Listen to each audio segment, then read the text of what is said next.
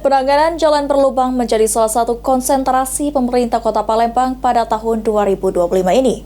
Kepala Dinas PUPR Kota Palembang menegaskan 88% jalan di Palembang masuk dalam kategori mantap.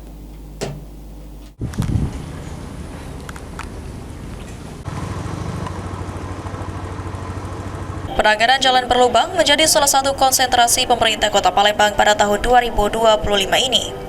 Kepala Dinas PUPR Kota Palembang Ahmad Bastari mengatakan, sesuai instruksi Wali Kota, untuk perbaikan jalan akan dilakukan kolaborasi dengan Balai Besar Jalan Nasional dan pemerintah Provinsi Sumatera Selatan untuk perbaikan jalan kota, jalan provinsi, dan jalan nasional.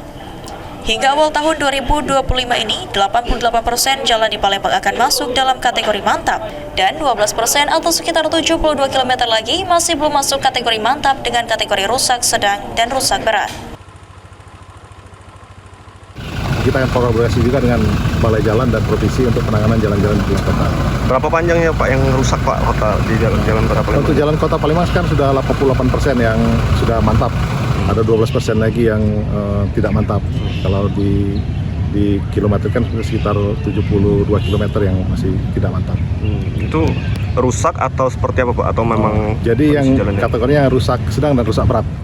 Kepala Dinas PUPR Kota Palembang menegaskan akan kebut program perbaikan jalan yang ada sesuai instruksi Wali Kota Palembang. Sandi Pratama, PAL TV.